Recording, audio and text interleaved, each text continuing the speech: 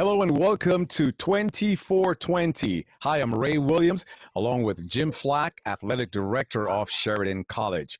Hello, Jim. How are you and how is your family? The family is good, and I'm doing pretty well. I've gotten to get out to the golf course a couple of times, and that's as ugly as ever, but it's been a nice respite, and the family's all healthy. The grandparents, the cousins, the brothers, sisters-in-law, everybody's healthy, and thank goodness we've not been touched yet by this, by the virus in any direct way. So I hope you're doing well as well.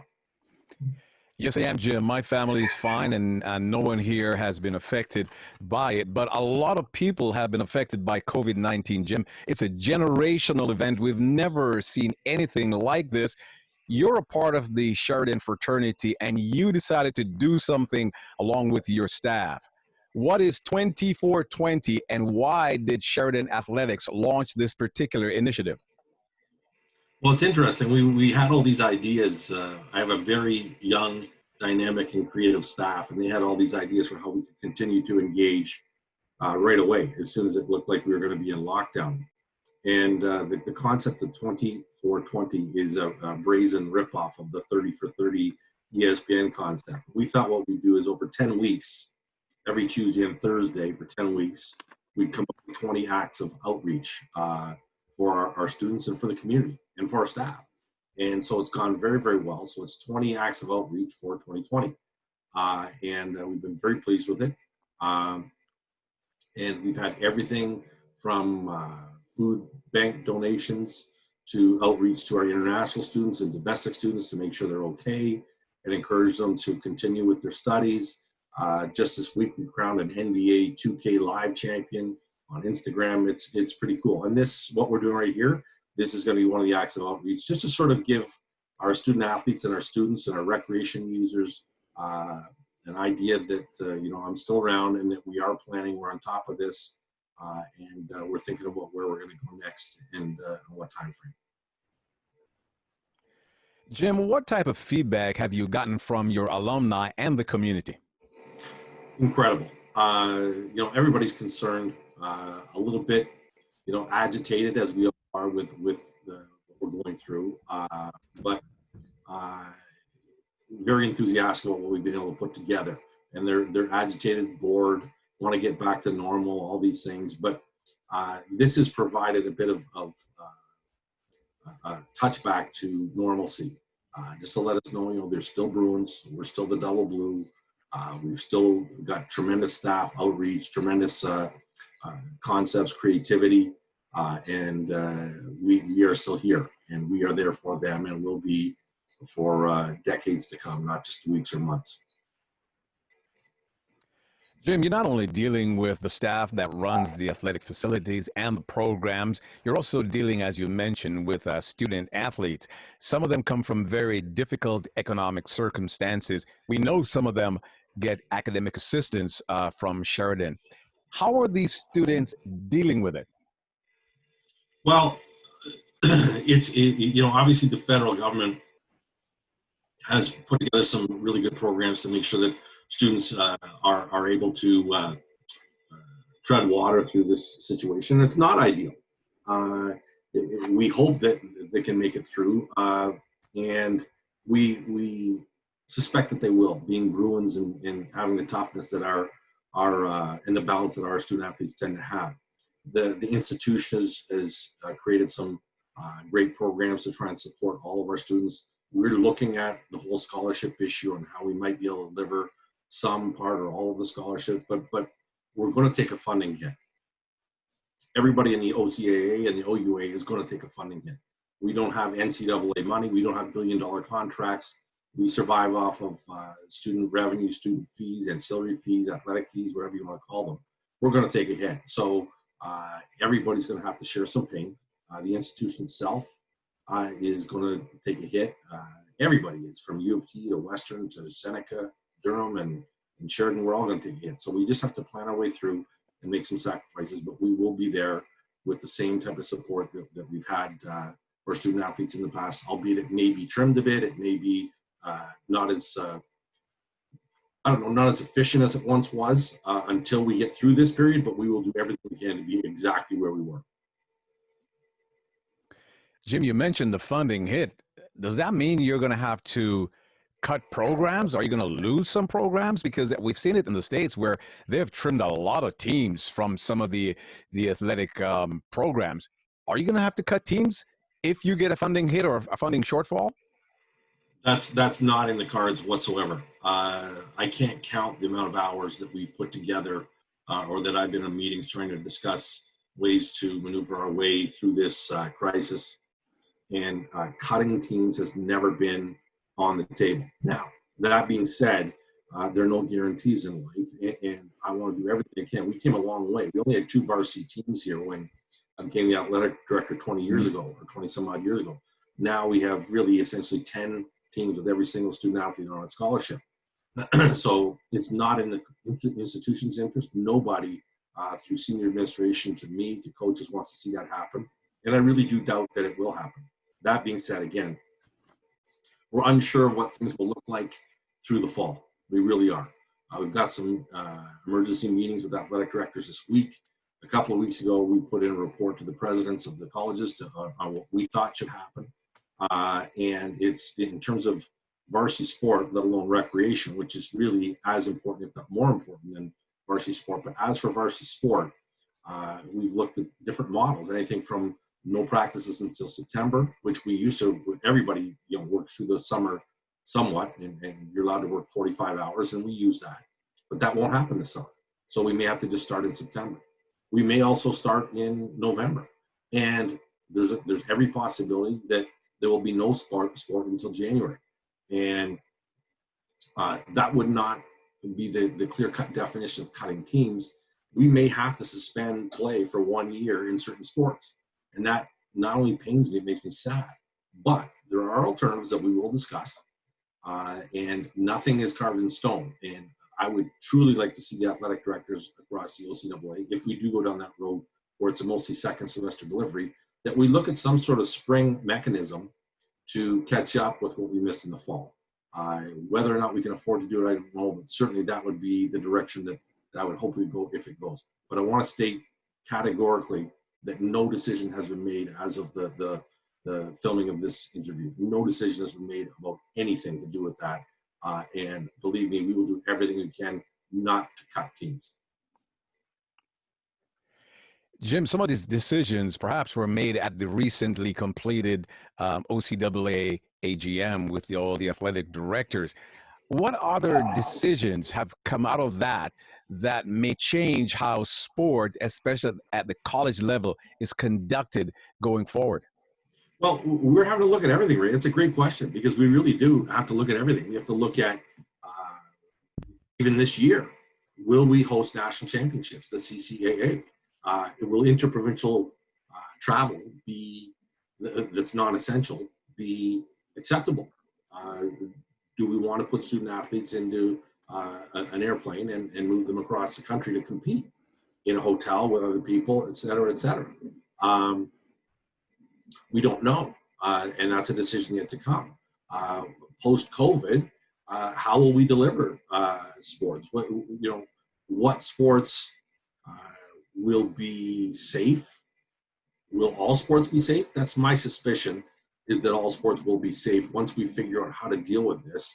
And if we ever get around to a vaccine, and we've definitely learned some lessons through this.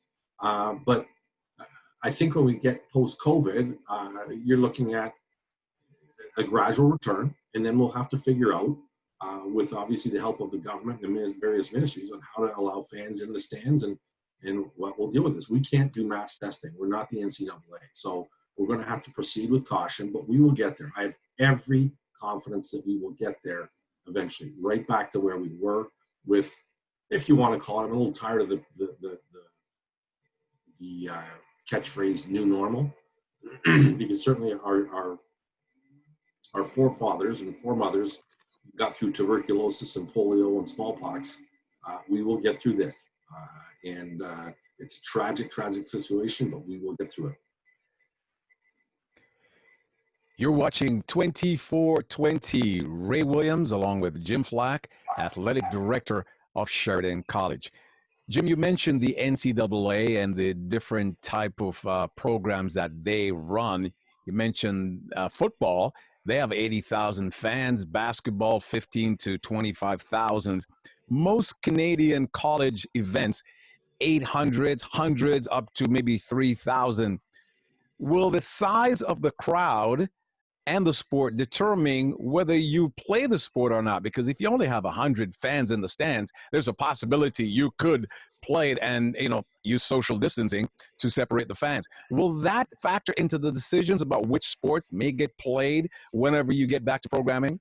I think it should. I think being having the dual role of being a basketball coach and the athletic director, I'm the first to point out that I think, it's very fascinating, Ray. As a student of history as I am, I'm watching us as a species walk through this. And I used to actually teach lessons when I was a history teacher about the Spanish flu. And I'm watching us plod through this. And, there's some things we're learning by the week about how contagious it really is and what situations help to foster more infections. And it really appears that outdoors, you're not completely safe, but you're much, much safer. So sports like soccer and rugby and baseball and cross country and so on down the road, and football for those schools that offer it, they may turn out to be safer, except most of those sports, or at least a good portion of them, have tackling and direct physical contact. Basketball does too, volleyball doesn't. So we're going to have to explore as we move along delivery mechanisms.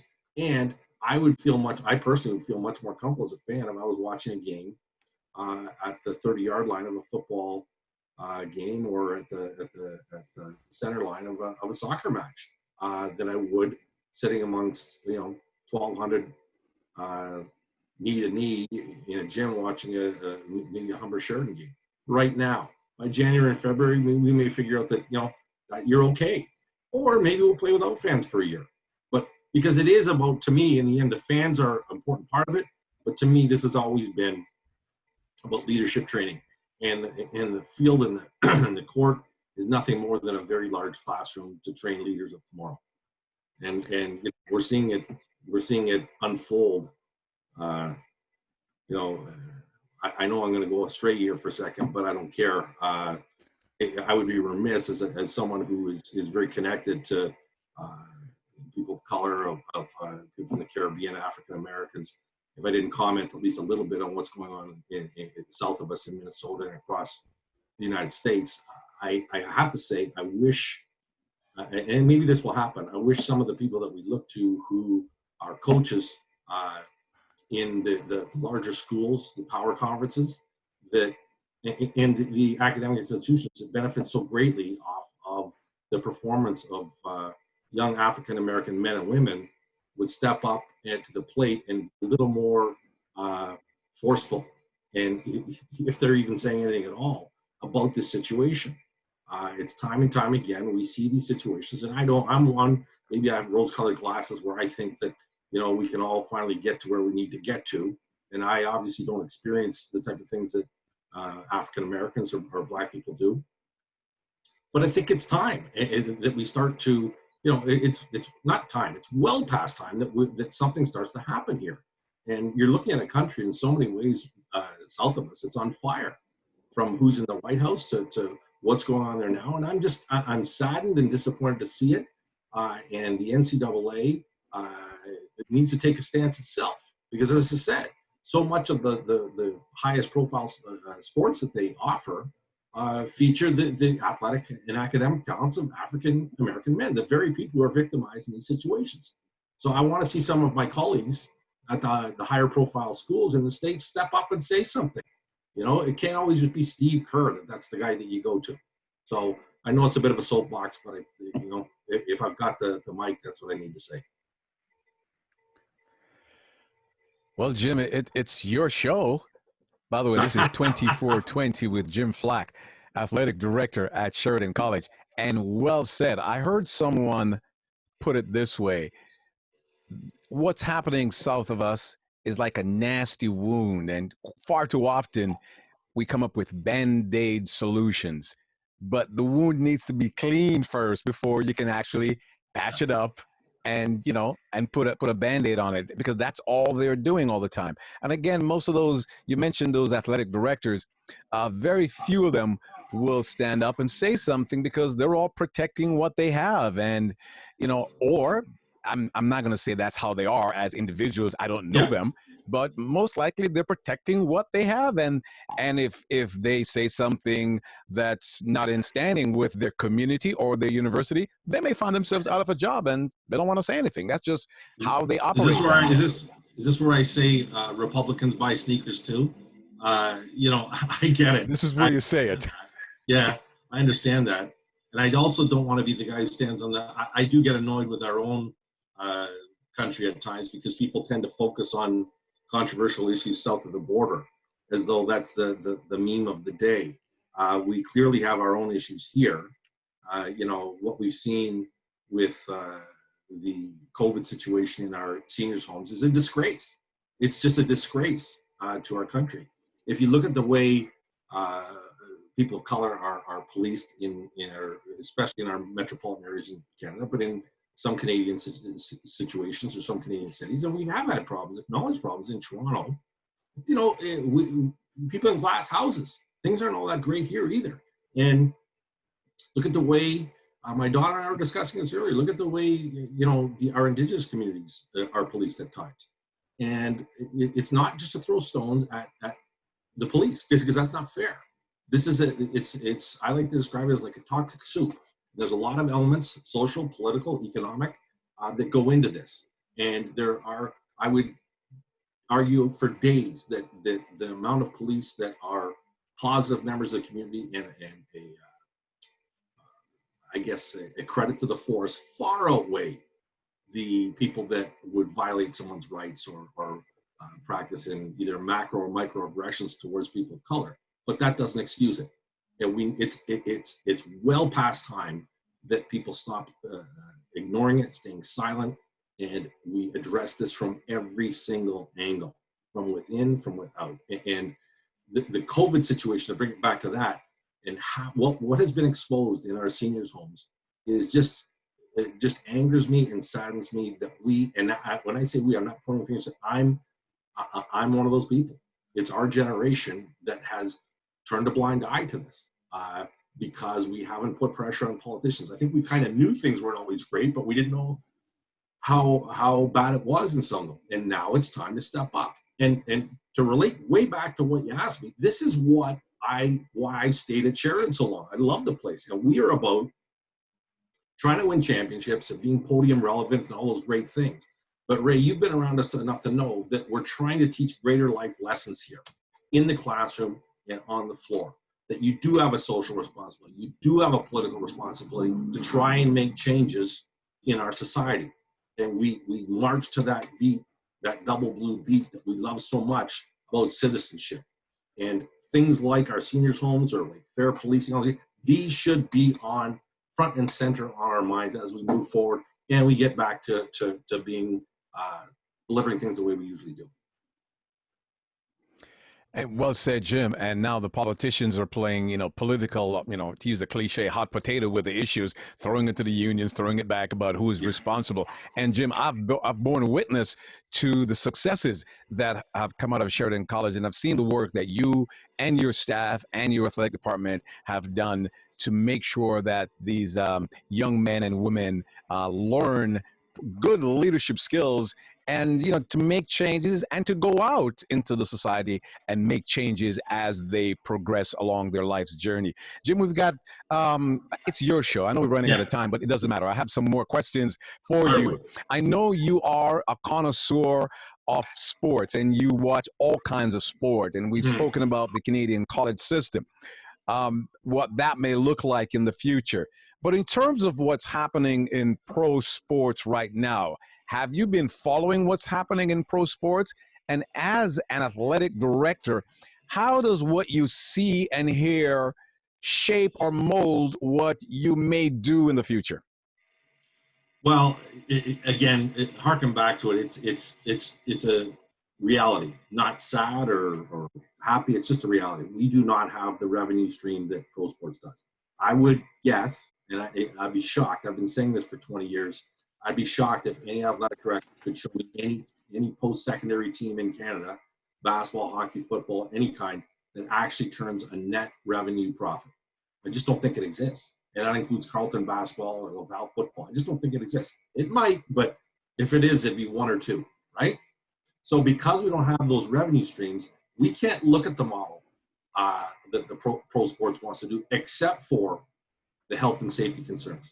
So if they want to get into a bubble at Disney World or create 4 silos where they play their games, that's great. And we can sit back and watch, but we're not going to be able to test everybody, every half hour. We're not going to be able to gather in a silo somewhere and play. We're going to have to sit back and watch. And so they're doing it. We know why they're doing it. And we live in a mixed market economy. So it's every right of them to try and turn a profit and make their money. But we can now look to them and see what best practices are that we can afford. And if we can't afford the ones to keep everybody safe, then we really can't proceed. So it's going to be fascinating to see how they do this. And quite frankly, I really missed my favorite, a lot of people know, is Canadian football. And I've really missed it. Right about now is when we've been starting. And, I've really missed it. I'm going to miss it through this summer. Hopefully it can return in September. But I'm looking very, very much forward to hockey and basketball and these little tournaments that they're going to have, because I think it's going to be pretty cool. Jim Flack, Athletic Director, Sheridan College. You're watching 24/20. I'm Ray Williams. Jim, you mentioned the impact that COVID-19 is having now on Canadian college athletics. How will this impact recruiting for your programs? Well, for the basketball program, I've just had to say we're very careful about not over recruiting. I can't stand the idea of recruiting a young man, bringing him in, and then telling him, we don't have room for you. Well, why did you encourage me to come here then? But this summer has been exceptional because we can't work anybody out. We can't really evaluate. Film doesn't really do it. We know we have a substantial amount of returnees, but we're just having to put it out to them and to the people that want to come. We're going to have an open training camp, period. That's it. And that's an exceptional circumstance. The rest of our teams are in the exact same position. You just can't evaluate. So it's going to be, for those of you that remember your days in high school where you just showed up and try out, that's, I think, what most of us are going to experience come the fall or winter, whenever we get started, to show up and try out. And obviously we're going to be in tune with who's going to be there and not, but there's going to be some gems, no doubt, that are going to come into the gym or onto the field that you didn't expect, and you're going to have to make room. Jim, where do you personally think we'll be 1 year from now? I think we'll be, gosh, I'm getting to hate this phrase, but I think we'll be into a new normal. I really do have the confidence that we'll be back. I wish, and I don't know, will we be into a new government by this time next year, south of the border? I don't know, but we need to, whoever gets in control there needs to put the I think it was the CDC or the pandemic group back together that the current president dismantled, because I guess Obama put it together. So that was the idea. Anything Obama does has to be wiped from history. So hopefully we'll have that back. Maybe we'll have a vaccine. I'm not counting on a vaccine, and I would really like to discourage people from all this anti-vaxxer talk. It's not healthy, it's not safe, and it's not smart. Where would we be did we not have polio vaccines? The flu vaccine has been empirically proven to help. I don't personally think Bill Gates has any stake in trying to plant microchips in people or some of the other nonsense that gets pushed around on the web. But I hope we get to a vaccine. If we don't, I think we're going to learn that quarantine people are at risk and to move on with the group and deal with it. My parents have told me about when tuberculosis was around. If somebody had it, the family was quarantined, they would deliver hot meals to their front porch and walk away and let them deal with it as best they could until they were able to re-enter society. We may have some sort of, a hybrid system of that kind of approach to COVID-19. Absolutely, Jim. I echo that also. And I hope a year from now, we're back to that new normal, as you mentioned. Hey, Jim, thanks for your insights. Thanks for letting us know what's happening at Sheridan College. I wish you good health. I wish your family good health. Also, good health to the Sheridan family. This was 2420. I'm Ray Williams. Take care and be safe.